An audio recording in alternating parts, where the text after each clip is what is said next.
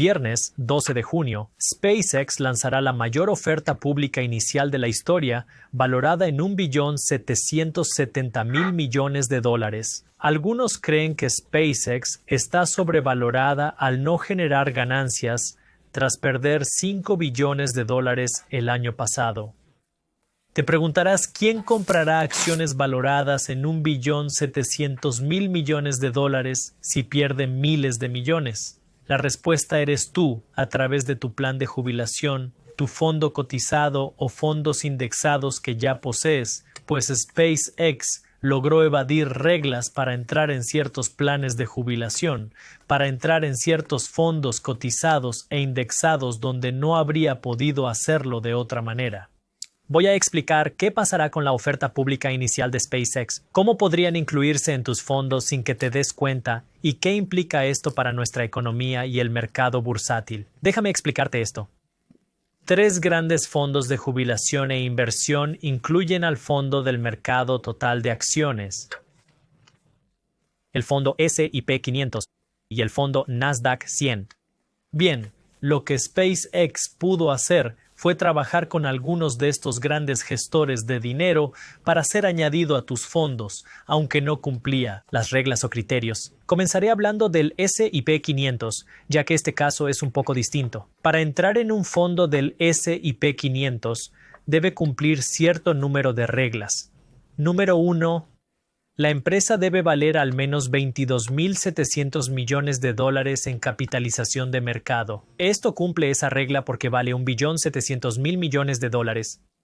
Segundo, la empresa debe tener beneficios. SpaceX no los tiene. Tercero, al menos el 10% de sus acciones deben ser de libre circulación. Eso no aplica a SpaceX. Y cuarto, la empresa debe haber cotizado al menos 12 meses. Tampoco es el caso de SpaceX. Así que SpaceX no cumplió 3 de los 4 criterios para el S&P 500, y aquí es donde intentan doblar las reglas para el S&P 500 y aún así ser añadido en los fondos S&P 500. Pero el 4 de junio, el índice S&P Dow Jones hizo un anuncio público diciendo que no van a doblar las reglas para SpaceX y SpaceX no va a ser añadido en los fondos del S&P 500. Pero no funcionó así para el Nasdaq 100 y para el índice del mercado total de acciones. Déjame explicar qué pasó allí. Por cierto, esta es la razón por la que el 16 de junio realizaré un taller virtual gratuito para inversores ante los cambios en nuestra economía, los cambios en la economía de Trump y los cambios por la inteligencia artificial. Esto crea las mayores oportunidades de inversión de nuestra vida. En el taller del 16 de junio, te mostraré dónde se encuentran. Así que si eres inversor, te invito a unirte a mí gratis el 16 de junio. Es a las 12 del mediodía, hora del este. Sí, es en vivo. Tenemos un número limitado de personas. Si deseas registrarte, el enlace está en la descripción. Como bono, al inscribirte en el taller, recibirás Market Briefs, mi boletín para inversores, de forma totalmente gratuita. Cuando se trata del Nasdaq 100, algo como el fondo cotizado QQQ, o como el mercado total de acciones, lo que SpaceX pudo hacer fue lograr que esas reglas se doblaran porque ambos también tenían ciertas restricciones y reglas que no habrían permitido a SpaceX entrar en sus fondos para entrar antes. Para el Nasdaq 100, SpaceX se añadirá a ese fondo en 15 días hábiles, lo que significa en las próximas semanas. Para el mercado total de acciones, como el WTI, eso añadirá a SpaceX en solo 5 días hábiles. ¿Qué significa? Hay muchos fondos cotizados. Existen numerosos inversores en planes de jubilación que invierten en fondos indexados del Nasdaq y en fondos de mercado total. Bueno, ahora más de tu dinero irá a SpaceX, incluso si no vas a comprar las acciones de SpaceX. ¿Por qué importa eso? Porque el precio de cualquier activo depende de la oferta y la demanda. Si hay más compradores que vendedores, el precio sube. Cuando hay más vendedores que compradores, el precio baja. Para que SpaceX mantenga una valoración alta, necesita muchos compradores. Aunque digas que no quieres comprar acciones con esta valoración si no genera dinero, si inviertes en un fondo con SpaceX, no importa. Ya estás comprando la acción, aunque no sea individualmente. Eso es lo clave. Pero aquí está lo que muchos pasan por alto. Hagamos cuentas para entender cuánto de SpaceX va a tu plan de retiro, a tus fondos cotizados o a tus fondos indexados. Porque este es un número que podría estar cambiando drásticamente durante los próximos 12 meses. La razón es que SpaceX será una de las empresas más grandes del mundo, o ya lo es, con una valoración de $1.770.000 millones. Así que podrías pensar que debido a su alta valoración, va a constituir una parte importante de tus fondos. Pero no es tan así. Porque cuando un fondo como el S&P 500 o el Nasdaq o el mercado total decide cuánto invertir en cada acción, no invierte en ella basándose solo en su valoración. Invierte según la ponderación ajustada por capital flotante, es decir, el equilibrio de la valoración y la capitalización de mercado, más cuánto cotiza públicamente. SpaceX planea poner en circulación, es decir, listar entre el 3 y el 4% de la empresa al salir a bolsa, una cantidad muy pequeña. Compáralo con Microsoft, donde más del 99% de sus acciones flotan. Nvidia tiene un 95% y Amazon un 90%. SpaceX solo un 4%. SpaceX es una de las empresas más grandes del planeta, pero solo tiene un pequeño porcentaje flotando. Lo que esto significa es, al inicio, no podrá ser una gran parte del Nasdaq 100 o del mercado total, porque solo una pequeña parte cotiza, pero la razón por la que SpaceX hizo eso es muy intencional. La razón es que hay muchas personas que han estado comprando acciones de SpaceX durante los últimos años. Entraron cuando eran baratas, no una empresa de 1 billón, sino de 1.000 millones. Cuando estos accionistas internos vendan sus acciones en los próximos meses, más de sus acciones se negociarán públicamente en el mercado, lo cual significa que esa flotación crecerá, mes tras mes, año tras año. Y la idea es que en 12 meses habrá mucho más de SpaceX cotizando en el mercado. Si SpaceX abriera una gran flotación hoy, poniendo muchas acciones en el mercado y luego los internos empezaran a vender, hay más riesgo de que la acción caiga porque ahora hay más acciones negociándose. Y si no tienes suficientes compradores a esa valoración alta, puedes ver cómo eso podría hacer que el precio de la acción caiga. Solo listan un pequeño porcentaje de acciones para, con suerte, no sabemos qué pasará. Las OPI son una apuesta. Hablaré de eso en un minuto. El objetivo es mantener el precio de la acción alto, para que aunque los internos vendan sus acciones en los próximos meses, ya que a menudo no pueden hacerlo en los primeros meses, porque la ley lo dicta.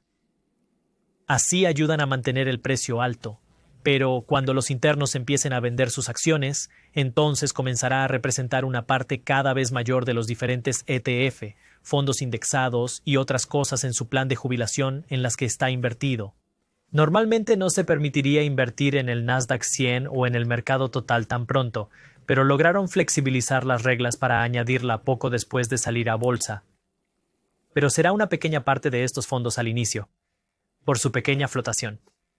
Pero cuando los internos vendan sus acciones, representará una ponderación mayor en estos fondos. Hablemos de las OP específicamente porque son algo muy extraño y único. OP significa oferta pública inicial. Es cuando una empresa sale a bolsa por primera vez. Y esta es la primera vez que la gente común puede invertir en la acción. Y aquí es donde mucha gente se molesta por cómo funcionan estas reglas. Y así, lo que suele suceder es mucho movimiento en el precio de la acción, especialmente durante el primer día. Pero muchas veces la gente común no puede participar realmente en ese movimiento inicial porque no invirtió en la acción antes de que estuviera en el mercado de valores. Déjenme explicar. Cuando Amazon se hizo pública en 1997 a $18 por acción, perdieron dinero 7 años. Su acción cayó un 95% con la burbuja.com. Ahora Amazon es una de las más grandes del mundo. Tesla tuvo su OPI en 2010. Perdieron dinero por una década hasta el 2020. Ahora son una de las empresas más grandes. Uber salió a bolsa en 2019. Perdieron miles de millones al año durante los primeros 4 años. Ahora son una de las empresas más grandes del mundo.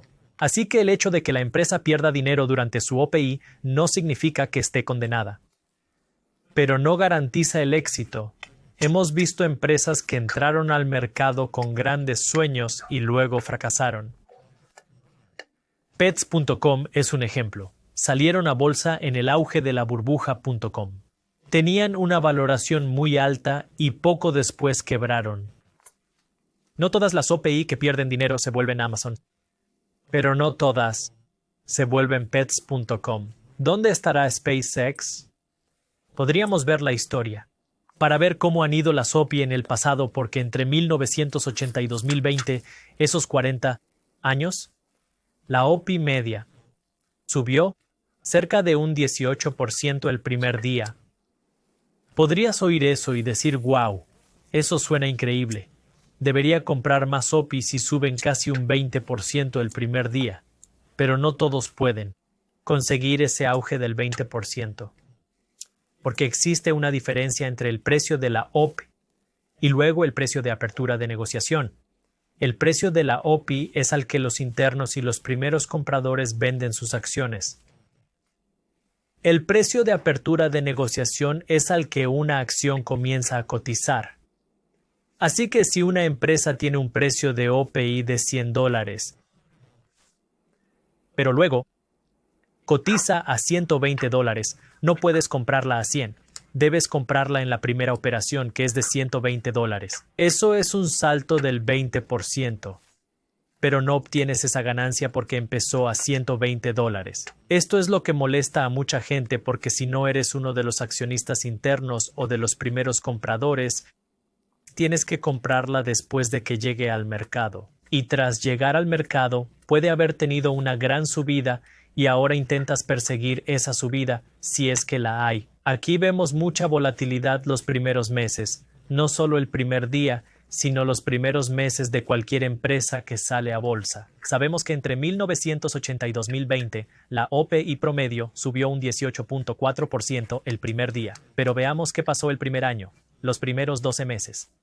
64% de las OPI tuvieron un rendimiento menor al S&P 500 el primer año, porque muchas empiezan a ver la realidad y publican estados de ganancias cada trimestre, es decir, cada 3 meses. Y ahí es cuando los inversores dicen, ¿sabes qué? Quizás no sea una buena inversión, tal vez no valga tanto, o quizás sí sea buena y la gente se la pierda. Por eso las ofertas públicas iniciales son tan arriesgadas.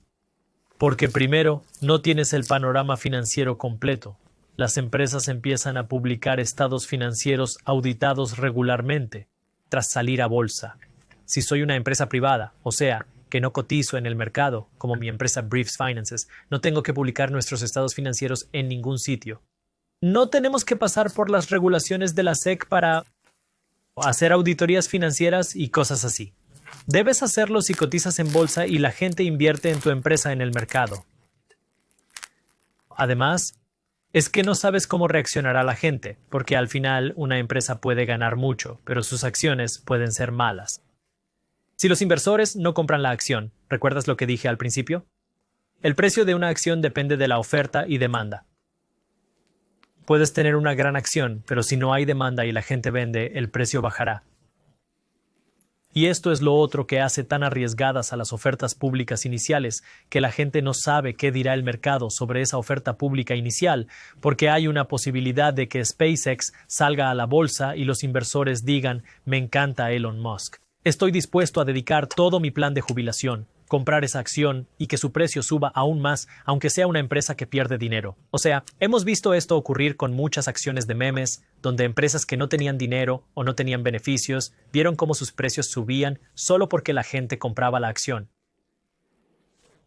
Con SpaceX, hay un escenario o un mundo donde el precio de la acción sube porque la gente compra a la mar la idea de invertir en SpaceX.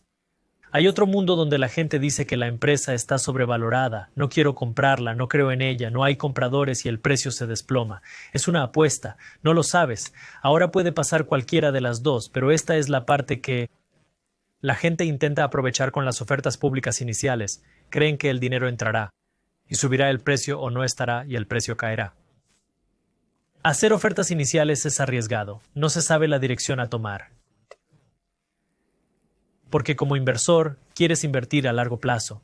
Si crees en ello a largo plazo, si crees que la valoración se multiplicará por 10, entiendo lo que dices, pero debes entender que en ese periodo inicial, las ofertas públicas iniciales se vuelven un juego de trading donde intentas operar y apostar a lo que pasará en el movimiento inicial de una oferta pública inicial. Eso no es invertir, no es para mí.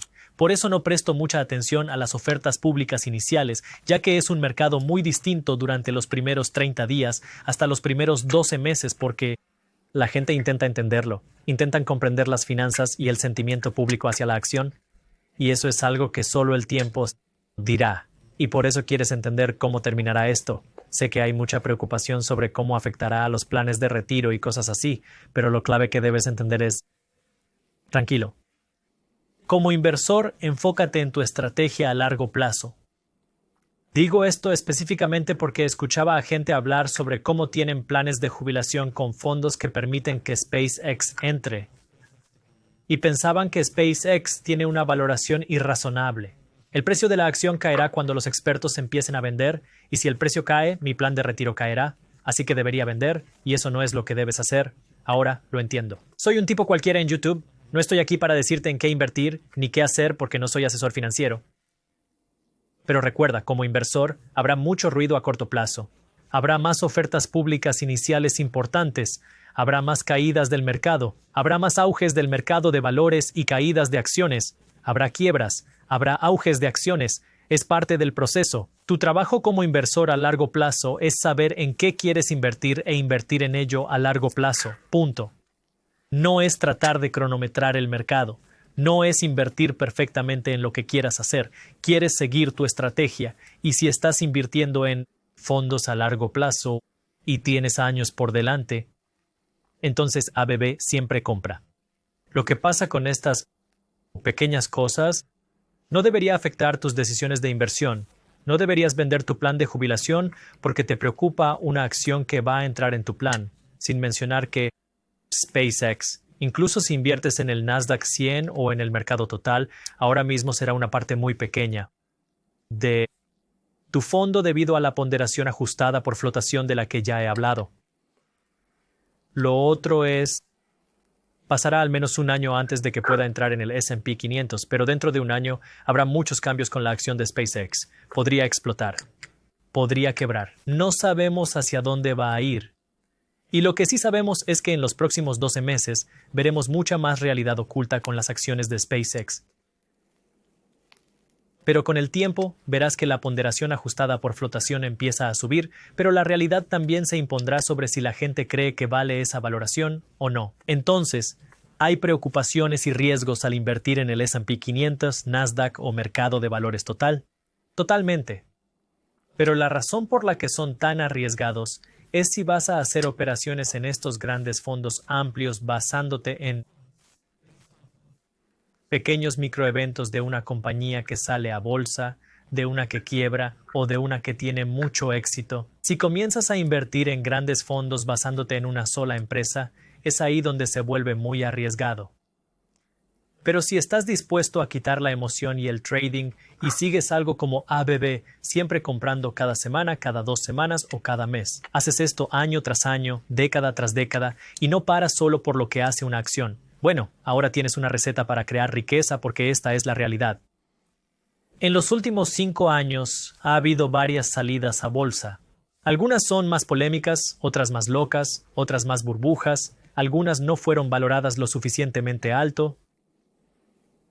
Pero, después de avanzar 30, 60 o 90 días, esa historia envejece y llega la siguiente.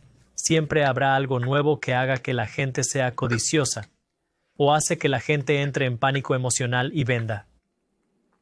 Y lo que quieres hacer es no tomar grandes decisiones macro, es decir, decisiones de jubilación, decisiones de 401,000, decisiones de fondos cotizados basadas en pequeños microeventos. Ese es el error que comete mucha gente.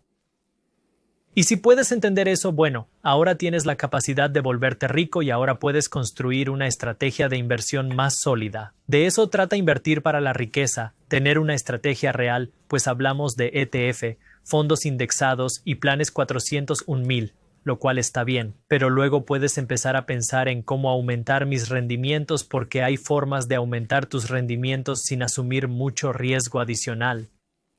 Aquí es donde tu investigación y estrategia entran en juego para invertir en acciones o áreas que no son solo grandes fondos, porque recuerda, estamos hablando del mercado total o del S&P 500, que es un grupo de las 500 empresas más grandes del mercado, o el Nasdaq 100, que es un grupo de las 100 empresas más grandes del mercado que no son financieras, principalmente tecnológicas.